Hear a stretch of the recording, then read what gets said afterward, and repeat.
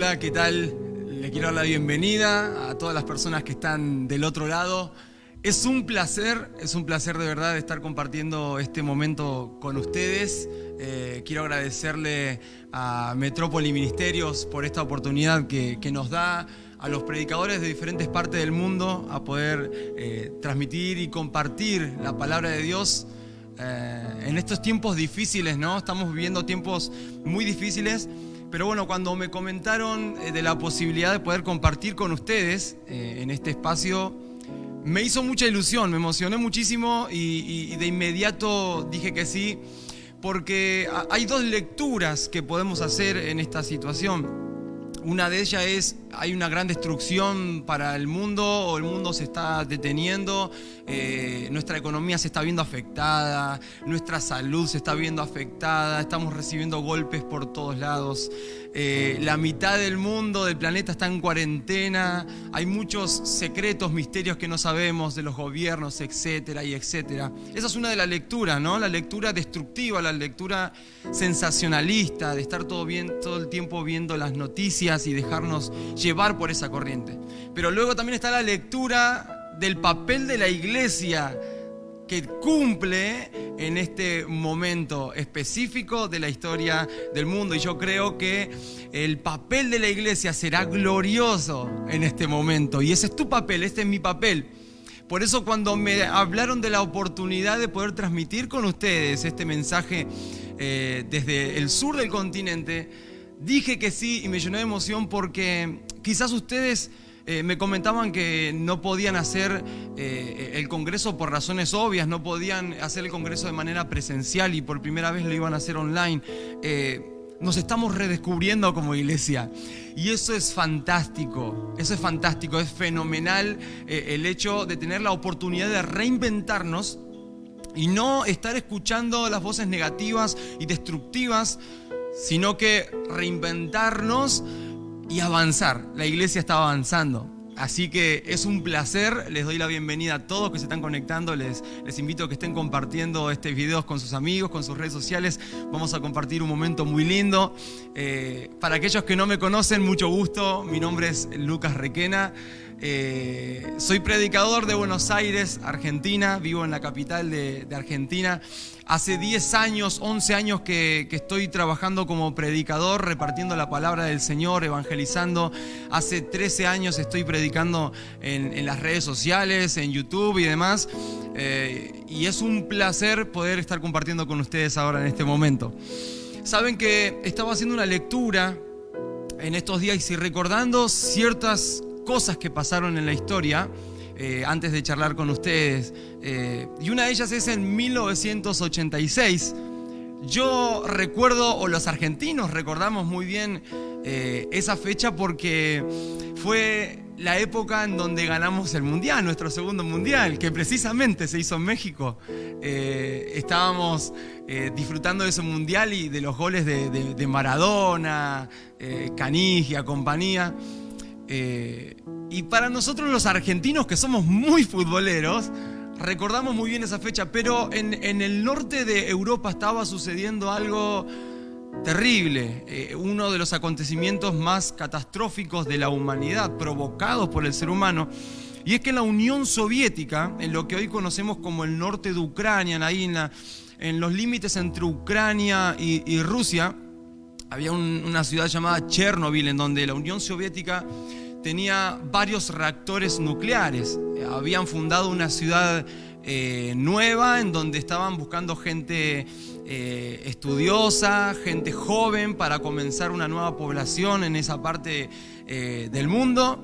Y había muchos profesionales, incluso habían en ese mismo año, en el 86, habían creado un parque temático enorme. La ciudad estaba creciendo mucho. Eran 100.000 habitantes, 80.000 y iban a ser una de las ciudades más importantes en los próximos años. Así que el foco de la Unión Soviética estaba puesto ahí.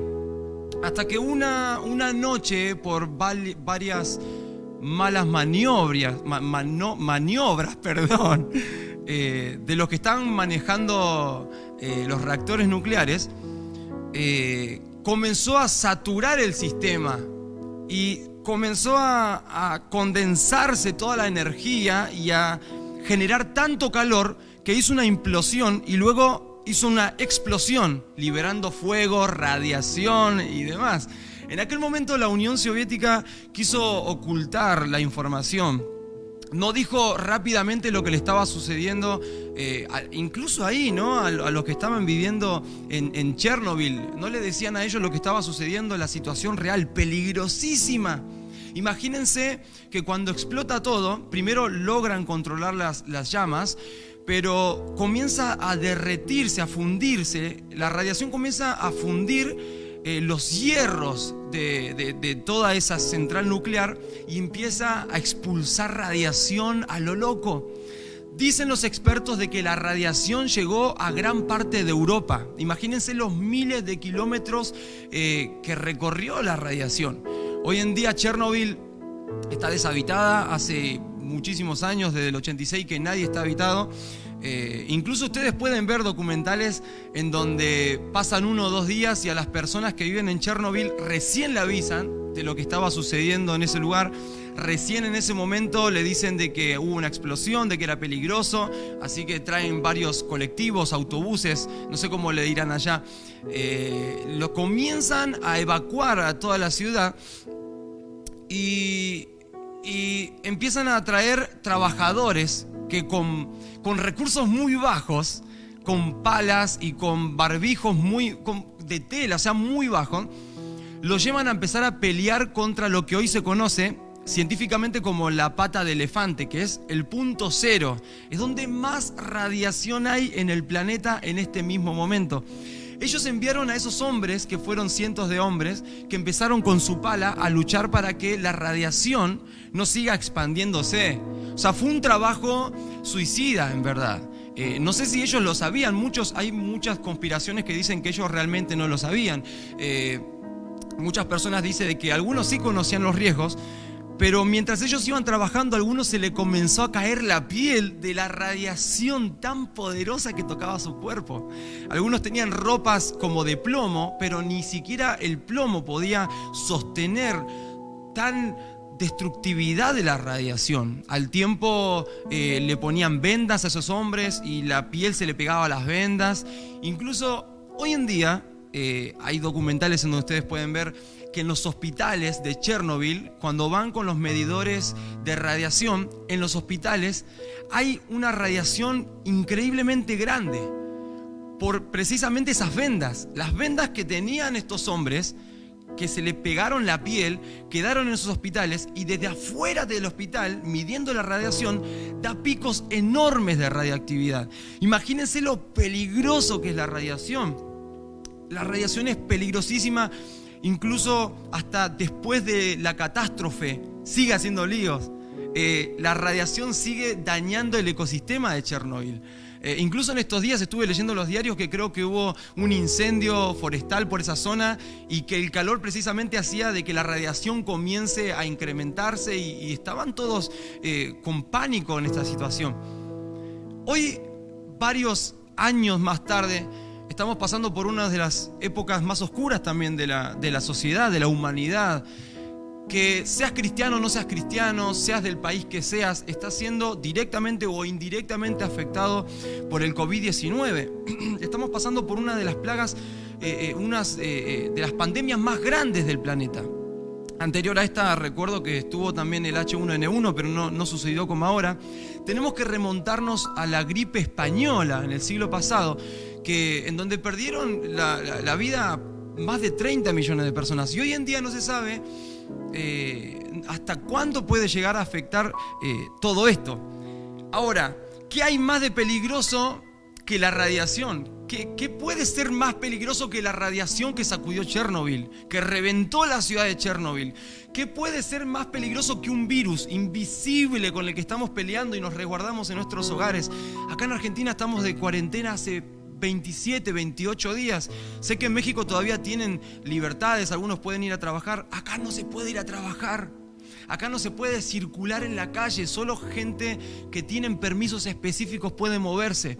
Si salís de tu casa, viene la policía, te lleva preso, te secuestran el auto, te lo llevan. O sea, estamos viendo una situación muy fuerte en Argentina y en varios países de Latinoamérica.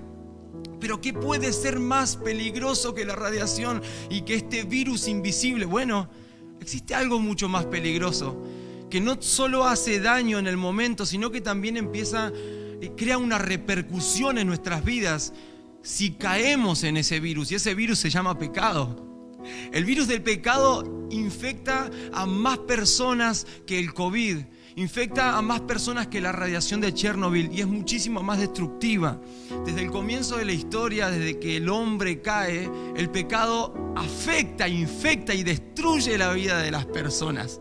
Y en estos días en las redes sociales me tomé el atrevimiento de poner, ¿no?, de que el virus más poderoso y más destructivo que existe es el pecado, pero Jesucristo es nuestra cura. Gloria a Dios por eso.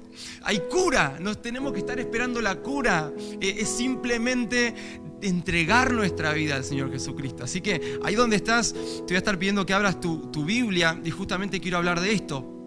En Mateo capítulo 7, versículo 13, voy a estar leyendo la Nueva Versión Internacional, dice lo siguiente: entren por la puerta estrecha, porque es ancha la puerta y espacioso el camino que conduce a la destrucción, y muchos entran por ella. Pero estrecha es la puerta y angosto el camino que conduce a la vida, y son pocos los que la encuentran. Versículo 15 dice: cuídense de los falsos profetas. Vienen ustedes disfrazados de ovejas, pero por dentro son lobos feroces. Y ahora comienza a hacer una descripción de estas personas, estos líderes o estas personas que vienen disfrazados de ovejas, pero son lobos realmente. Dice el versículo 16: por sus frutos los van a conocer. ¿Acaso se recogen uvas de los espinos o higos de los cardos? Del mismo modo, todo árbol bueno da fruto bueno, pero el árbol malo da fruto malo. Un árbol bueno no puede dar fruto malo y un árbol malo no puede dar fruto bueno. Todo árbol que no da buen fruto se corta y se arroja al fuego. Así que por sus frutos los van a conocer. Versículo 21. Y esto es muy famoso, a veces lo leemos por encima, pero hoy se lo quiero recordar. No todo el que me dice Señor, Señor, entrará en el reino de los cielos, sino el que hace la voluntad de mi Padre que está en el cielo. Muchos me dirán en aquel día, esto es tremendo. Muchos me dirán en aquel día: Señor, Señor, ¿no profetizamos en tu nombre? Escuchen lo que está aclarando la Biblia. Está hablando de casos muy específicos de personas que conocen al Señor, que profetizaban. Muchos miran aquel día: Señor, Señor, ¿no profetizamos en tu nombre? Y en tu nombre expulsamos demonios e hicimos muchos, no pocos, dice muchos milagros. Versículo 23 dice: entonces les diré claramente, jamás los conocí. Aléjense de mí, hacedores de maldad. Para comenzar con esto, yo les voy a abrir mi corazón como persona. Yo no quiero que ustedes piensen que soy el mejor predicador, o yo no vengo acá a aceptar la invitación para wow, miren la gente de México cómo predican en Argentina. Yo quiero transmitir la palabra de Dios, así que les voy a estar hablando de mi vida y les voy a hablar como un amigo. Me voy a tomar el atrevimiento de hablarles como un amigo.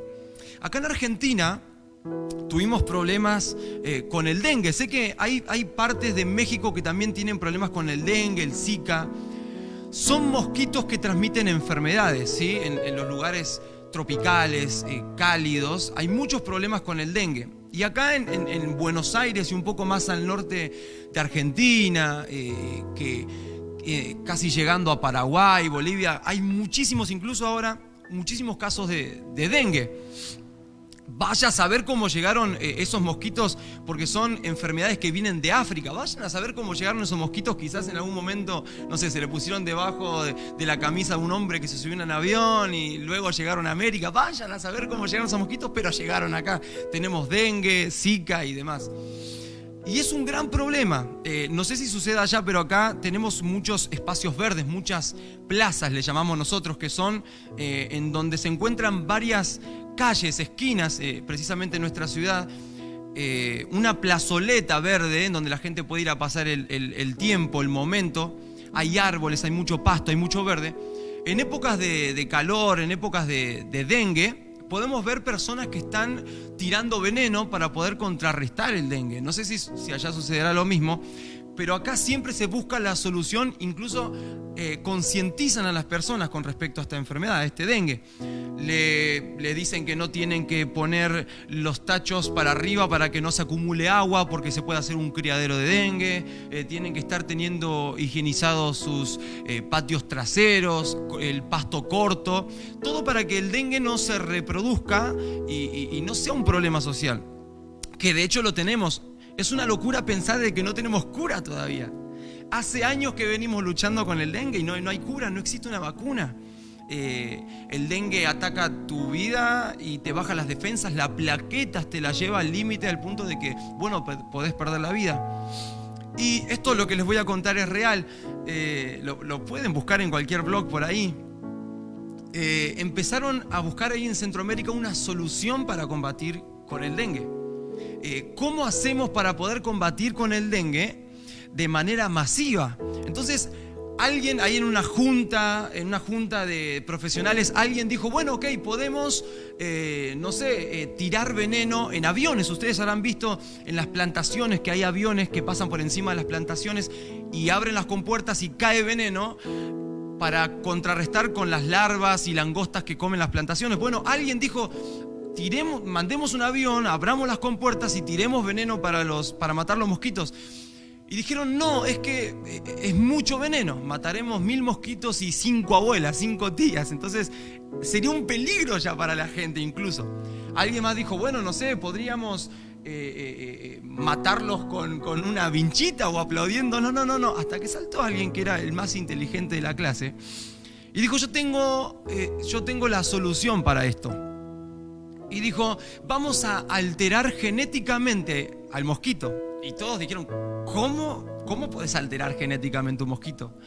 Así que dijeron, vamos a hacer algo, vamos a agarrar un mosquito macho, vamos a literalmente operar sus partes, vamos a alterarlo genéticamente para que deje de ser mosquito y pase a ser mosquite. Que sea lo que el mosquito quiera. No era ni macho ni hembra, era mosquite en este momento. Entonces le dijeron, bueno, ok, vamos a alterar genéticamente. ¿Y qué es lo que va a suceder con esto? Bueno, cuando lancemos 100.000 mosquitos híbridos, cuando lancemos esos mosquitos híbridos y se apareen, ¿sí? El macho cuando se aparea con la hembra se muere. El mosquito pone los huevitos y se muere. La hembra queda preñada y luego dan los mosquitos. Pero en este caso, cuando se apareen los machos con los mosquitos híbridos, el macho se muere y la hembra, que no es hembra, que no puede tener cría, se muere también al tiempo. Y dijeron, wow, espectacular. Es espectacular, pero tenemos un problema. Si lanzamos 100.000 mosquitos, nos van a picar y vamos a tener una superpoblación de mosquitos. Y dijeron, no, porque incluso al alterar genéticamente este mosquito, no se alimenta de la sangre de las personas, sino que se alimenta de las frutas. Todos lo aplaudieron, dijeron, es espectacular la solución que diste. Primero, parece mosquito, recuerden, era híbrido, parece mosquito, pero no es mosquito. Digan ahí en casa o anoten, ustedes que están en la comodidad de su casa, anoten, parece mosquito, pero no es mosquito, subrayen ahí. Luego yo de estar viendo esta noticia en internet, comencé a ver, vieron que comienzan a ver noticias y se empiezan a ir por las ramas. Bueno, luego vi que en Japón adulteraron también genéticamente las sandías, incluso para poder transportar bien las sandías en los camiones que tienen. Ya no es ovalado en Japón, sino que hay sandías cuadradas. Las ponen en una especie de frasco cuadrado y cuando crece toma esa forma. Entonces están las sandías cuadradas. También acá en Buenos Aires, específicamente en Buenos Aires, en esta parte de la Argentina, existe lo que se le llaman tomates larga vida. Son tomates rojos, enormes, que se ven brillantes, que cuando uno lo va a morder, tiene gusto a todo menos tomate. No son tomates naturales. ¿Por qué? Porque justamente también están alterados, su genética está alterado genéticamente con un gen de pescado. Le inyectaron el gen del pescado al tomate. Entonces el tomate se vuelve larga vida. ¿Qué es lo que pasa?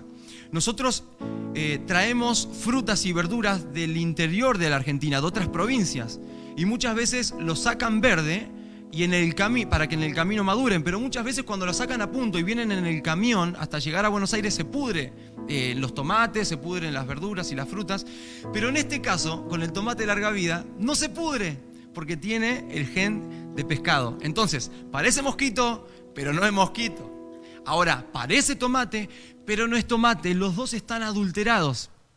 Lo mismo sucede con la sandía, les decía, parece sandía pero no es sandía, y también sucede con la soja. También a la soja acá en Argentina le inyectaron el gen de cerdo para que también sea larga vida, como lo hicieron con el tomate. Entonces, repasemos y anotá ahí en tu casa. Parece mosquito, pero no es mosquito. Parece tomate, pero no es tomate. Parece sandía, pero no es sandía. Parece soja, pero no es soja. ¿Y sabés para qué acepté esta invitación para hablar con ustedes? ¿Sabés que estás escuchando esto? Yo estoy desde el otro lado, desde el continente, estoy en el fin del mundo, desde Argentina. Miles de kilómetros nos separan para decirle a toda la iglesia de Metrópoli que está escuchando ministerio, cada una de las personas en Monterrey, en Distrito Federal, quiero decirle, oigan, ¿ustedes son o se hacen? Wow, déjenme cerrar, porque claro, yo cuando era chico estaba en casa y me portaba mal y mi papá decía, ay Lucas, ¿vos sos o te haces? Y mi hermano que pasaba por atrás decía, no, él es y se hace, decía. Él no va a un concurso de tontos porque no aceptan profesionales y me maltrataban. No. Disculpen, yo no los quiero tratar de tontos, no les estoy preguntando si ustedes son tontos o se hacen los tontos. Sino que quiero preguntarles, oigan, ¿ustedes son cristianos o se hacen los cristianos? Ay, mastiquen lo que acabo de decirle. Y saben que yo les voy a abrir mi corazón y hoy tengo 28 años, les decía que hace 10 años que empecé a predicar por toda la Argentina, incluso salimos de la Argentina, pero no todo el tiempo fue así. Cuando era niño, yo nací, gracias a Dios, en una familia cristiana. Como dicen algunos, la cuna de oro. ¿Dónde? La cuna de oro, no, la cuna evangélica. ¿Dónde está esa cuna evangélica? No, nací en un ambiente cristiano. Vine a la iglesia desde pequeño, conocía versículos, incluso cantaba y adoraba y conocía las canciones. Venía los miércoles, los viernes, los domingos, participaba de las reuniones. Incluso estaba en el grupo de alabanza. Pero a los 17, 18 años... yo era el típico chico que venía a la iglesia y tenía una doble vida. Yo tenía una doble vida, les soy sincero. Incluso a los 17, 18 años tuve un declive muy grande. Una perversión de mi vida, una corrupción, el pecado que hoy le comentaba. Ese virus más destructivo que el COVID, ese virus más destructivo que la radiación que hay en Chernobyl. Ese virus estaba contaminando mi cuerpo. Y oigan, pero yo me congregaba, Si alguien me decía, Lucas, vos hoy mismo, ¿dónde te irías? ¿Al cielo o al infierno? Si hoy mismo llegaría al final, ¿dónde pasaría tu alma? Y yo le comentaba porque sabía cosas de memoria. Yo digo, no, porque abogados tenemos para con el Padre, Cristo Jesús, porque todos fueron destituidos de la gloria de Dios, somos justificados. Y en realidad yo estaba repitiendo algo que conocía, pero que estaba depositado en mi intelecto y no se le había sido revelado a mi espíritu. Y ahí hay una gran diferencia, quiero que entiendan esto. Entender el evangelio con nuestra mente es una cosa. Podemos tener datos anecdóticos de la Biblia, conocer versículos como yo los reproducía en ese momento, pero otras cosas es vivir, entender con el espíritu lo que es el evangelio. Y yo recuerdo que estaba tocando, incluso acá tenemos la batería acá atrás. Yo comencé a tocar la batería en ese tiempo y en ese momento había comenzado a cantar también y la gente decía, wow, qué lindo que canta Lucas. Puedo sentir la presencia de Dios cuando Lucas canta. Y yo terminaba de cantar, terminaba de tocar la batería, salía, me iba a la casa de mis amigos, me emborrachaba. Acá está, sé que estuvo Diego Maradona por allá en un equipo de fútbol. Bueno, ahora está en nuestra ciudad. Incluso yo le voy a Gimnasia de La Plata, que es precisamente mi ciudad. Y yo iba a la cancha, al estadio de Gimnasia, me emborrachaba después de la reunión. Yo venía a la reunión y cantaba, te amo más que a mi vida, te amo más que a mi vida más. Le decía que lo amaba más que a mi vida, salía, le pegaba a mi hermano, salía, decía malas palabras. Ay no, pero en la reunión yo levanté las manos. Ah, no, pero en la reunión yo lloré. Pero en la reunión yo sentí la presencia de Dios, pero estaba viendo una doble vida. Yo salía, iba a la cancha, como les decía, me drogaba, fumaba muchísima marihuana. E incluso un montón de veces que pasé noches así, fumando marihuana, emborrachándome. Y el domingo a la mañana temprano tenía que venir a la iglesia y tenía un poco los efectos de la marihuana encima. Ay, no, Lucas hacía eso. Si yo hacía eso. Te estoy hablando de que el pecado te corrompe más que el COVID. ¿Qué es más peligroso? El coqueteo con el pecado estaba reventando mi vida y yo no me daba cuenta. Porque tenía datos anecdóticos en mi mente de que abogado tenemos para con el Padre, Cristo Jesús. Porque todos fueron destituidos y tenemos... Oigan, el Evangelio no se entiende solo con la mente. El Evangelio se vive. Se vivifica nuestro espíritu y anteponemos el Evangelio incluso a nuestros propios deseos. Eso es vivir el Evangelio. Hoy podemos escuchar a muchas personas que quizás al principio dijeron: no, esto no lo va a destruir, la iglesia avanza, vas a tener dinero, vas a prosperar. Y claro, es un mensaje popular. A todos nos gusta escuchar de que vamos a tener dinero, de que no nos vamos a enfermar nunca, y de que, oigan, pero la fe no niega la realidad. La verdadera iglesia no se ve llena de dinero. La verdadera iglesia no se ve que nunca le pasa nada, una vida perfecta. No, oigan, yo veo a la iglesia primitiva siendo perseguida. Yo veo a la iglesia primitiva siendo lastimada. La mataban en pobreza. Pero yo veo a la iglesia primitiva transmitiendo la unción del Espíritu Santo, el amor de Dios de una manera impresionante. Los más grandes avivamientos de la humanidad nacieron en medio de pandemias, nacieron en medio de persecuciones. Aleluya, en el Coliseo romano los lanzaban a los leones, los prendían. Tenía datos anecdóticos en mi mente, como les decía. Y un día recuerdo que comencé a escuchar los golpes de Dios a mi vida. Comencé a escuchar cómo el Señor me llamaba, como quizás estás sintiendo y estás siendo conmovido hoy a través de este predicador que está en el sur del continente, a miles de kilómetros. Yo comencé a sentir el llamado de Dios a los 18 años. Les recuerdo, yo venía, tocaba, cantaba, todos decían de que sentían el poder de Dios o la unción de Dios, pero yo salía y tenía una vida completamente diferente.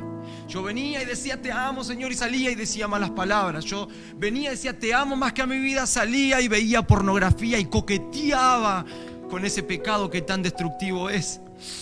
Hasta que, como les comentaba, empecé a sentir esos golpes del llamado de Dios a mi vida. Lo recuerdo muy bien cuando atendí ese llamado. Por primera vez en mi vida oré. Yo estaba en la casa de un amigo y estaba a unos 20 minutos para llegar a mi casa. Yo tenía dos opciones: o tomar un transporte y llegar rápido, o ir caminando hasta mi casa, que llegaba caminando en unas media hora, 40 minutos, y hablar con Dios por primera vez. Así que opté por hablar con Dios por primera vez en mi vida. Y yo ahí estaba caminando, yendo a mi casa. Yo no estaba orando: oh Padre sempiterno, tú que estás sentado en el tercer cielo, aleluya. Mientras más aleluya metes en la oración, más espiritual pareces, ¿no? Oh Padre eterno, te pido en este momento que escuches a este humilde orador. Yo no estaba orando así. Yo estaba hablando con el Señor por primera vez en mi vida. Es la verdad, 18 años metido en la iglesia y nunca había hablado con el Señor de verdad. Por primera vez estaba hablándole como le hablaba a un amigo: Señor, ¿qué querés que te diga? Te necesito, te necesito. No tengo que decirte nada de lo que acabo de hacer en este año. Vos me viste, vos viste todo lo que hice. Vos viste lo mal que me porté. Incluso vos me dabas la oportunidad de alabarte con los dones, en la música, cantando. La gente venía y me decía: wow, cómo siento la unción, Señor. Me siento falso, Señor, te necesito. Ya no quiero seguir coqueteando con el pecado, Señor, te necesito en mi vida de una manera intensa. Y yo comencé a caminar. Recuerdo que el mismo día, esto es un dato anecdótico nomás, ese mismo día había fallecido el expresidente de Argentina, Néstor Kirchner. Entonces el mundo acá en Argentina, todo el país estaba paralizado hablando de eso. Los noticieros, toda la gente estaba hablando de eso.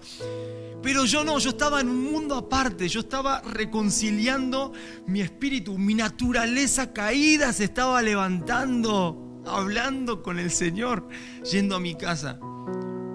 Nosotros vivimos en una casa de 2 pisos, tenemos 2 pisos y recuerdo que llegué a mi casa, mi papá estaba mirando la televisión, mi familia estaba mirando la televisión, lo de este presidente que había fallecido.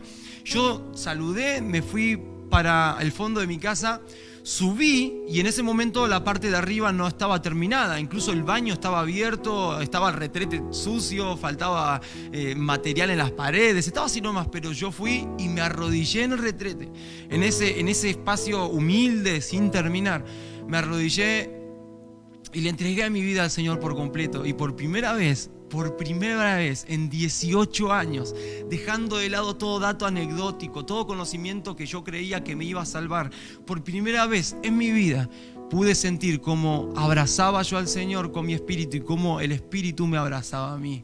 Y fue espectacular. Por primera vez en mi vida pude sentir realmente lo que la iglesia primitiva sintió, ir al poder del Espíritu Santo, llenándome, limpiándome. Ahí fue limpio verdaderamente. Ahí ya Lucas ya no aparentaba. Como les decía al principio, vos soso te haces. En ese momento ya no me hacía. Porque es muy fácil ir a nuestras iglesias, a nuestros templos. Bueno, hoy no podemos. Hoy en esta pandemia, en este encierro, en esta cuarentena, comienza a florecer lo que realmente tenemos en nuestras vidas. Yo hablaba en estos días con algunas personas de que en algunas entrevistas que me hicieron, ¿cómo ve a la iglesia hoy en día? Bueno, yo veo a la iglesia como si fuera la iglesia primitiva, en épocas de persecución. En Pascua vi muchas familias oficiando por primera vez la cena del Señor y muchos quizás no sabían cómo hacerlo. Y vi a los niños haciendo pan, aplastando la uva, sin poder salir de su casa, privado de su libertad, recordando lo que había hecho Jesucristo por nosotros. Este tiempo, vos que estás encerrado con tu esposo, tu esposa, que quizás no lo aguantas más, con tus hijos que se portan mal, bueno, este es un momento espectacular para conocer al Señor realmente. Y hoy si hoy estás enojado, si hoy estás sacado, si hoy estás con poca fe, bueno, es el resultado de todo lo que estuviste trabajando en tu vida en estos años. Pero hoy a través de esta palabra el Señor te está diciendo, basta de aparentar. Basta de aparentar, es el momento de ser. No es el momento de aparentar ni jugar a la iglesia, al predicador, al músico. No es el momento de seguir jugando, coqueteando con el pecado. Es el momento de ser. Es el momento de ser. Por eso quiero terminar. Agradezco este momento, este espacio que me dieron para contar mi testimonio, para comentar cómo se vive la vida en Argentina, para decirles que tengan fuerza. Yo no sé cómo va a terminar todo esto, la verdad. Yo no sé hasta dónde va a parar este virus. Vengo diciendo también en estos días que hay millones de infectados, ahora hay más de 2 millones de infectados, pero somos muchos más los infectados con el poder del Espíritu Santo y vos podés ser parte de esto. Una de las promesas que está en la Biblia dice, pondrán sus manos sobre los enfermos y los enfermos sanarán. Quizás tuvo que venir esta pandemia enorme para darnos cuenta y concientizarnos todos en la iglesia que podemos tener ese poder. Esa capacidad el Señor te la dio. Estas señales seguirán a los que creen, dice. Y si crees, así va a ser. Si crees, vas a poner las manos sobre los enfermos. Bueno, hoy no podemos tocarnos, lo tenemos prohibido. Pero si crees, vas a orar por alguien a través de Facebook y se va a sanar. A través de WhatsApp y se va a sanar en el nombre de Jesús. Romanos capítulo 8, versículo 18. Y con esto cierro, dice: pues no tengo duda que las aflicciones del tiempo presente, escuchen bien, en nada se compara con la gloria venidera. No importa si te enfermas de COVID, no importa si incluso te da cáncer, no importa si estás en pobreza. Si te parece terrible, tan grande todo esto, imagínate la gloria venidera. No se compara, dice su palabra. Dice, no se compara con la gloria venidera que habrá de revelarse en nosotros. Y esto es espectacular, dice, porque la creación aguarda con gran impaciencia la manifestación de los hijos de Dios. Es el momento de dejar de aparentar, es el momento de ser, iglesia. ¿Soso te haces? Bueno, yo dejé de aparentar hace muchos años y te invito a que te autoanalices y tomes una decisión hoy si es que no conoces realmente al Señor. Cerrá tus ojos ahí en tu lugar. Vamos a orar. Señor, gracias por este momento, gracias por esta oportunidad que me das. Gracias por estas herramientas del Facebook Live, Señor. Gracias por este ministerio, por este congreso. que muchos quizás estaban mal porque pensaban que no lo podían hacer, Señor, pero la iglesia se está reinventando. Señor, en este momento lloro por esas personas que realmente no te conocen, que viven una doble vida así como yo la vivía hace muchos años atrás, Señor. Golpea su vida como lo hiciste conmigo, para que te escuchen, Señor, y puedan abrirte la puerta y sean transformados y los utilices en este tiempo tan difícil, donde estamos recibiendo golpes por todos lados, Señor. Y que podamos tener testimonios, Señor, de sanidad espiritual, de sanidad almática. En el nombre de Jesús lanzamos una palabra de sanidad y liberación. En el nombre de Jesús para la iglesia. Amén y amén. Muchísimas gracias, queridos amigos, por escucharme del otro lado. Espero muy pronto poder viajar para esos lados y abrazarnos y ya no tener estas limitaciones, abrazarnos y cantar juntos. Así que los saluda Lucas Requena desde Buenos Aires, Argentina. Somos todos bendecidos en Cristo Jesús.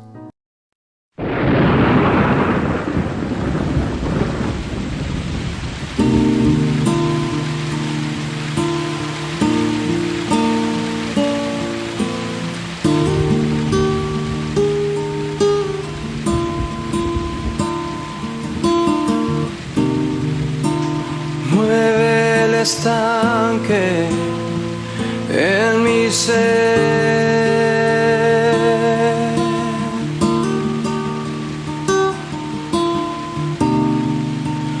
úneme a tu río, dame vida.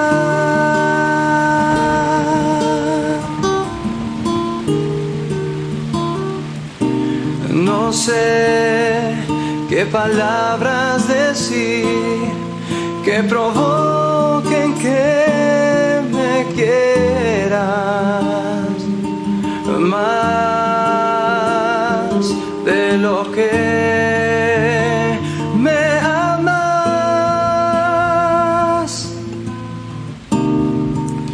Vence mis tinieblas con tu luz.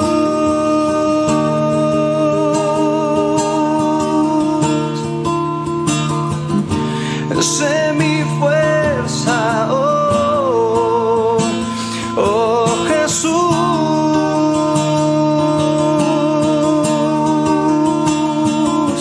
Encuentra mi escondite,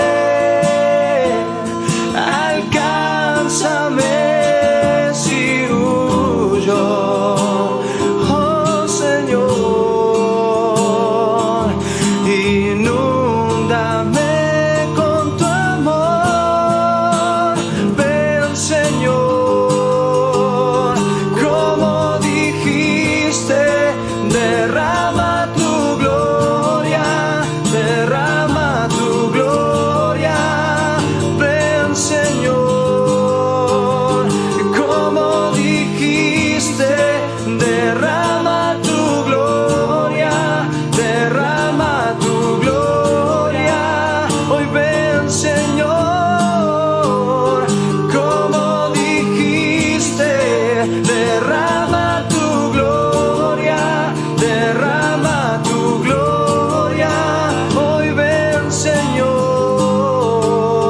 como dijiste, derrama tu gloria, derrama tu gloria. Tú eres santo, santo, santo, santo, santo eres tú, cantamos. Tú eres santo, santo, santo, santo, santo eres tú, Señor. Nos unimos a las voces de los cielos, donde solo hay alabanza, adoración, solo a ti, Señor. Hoy desciende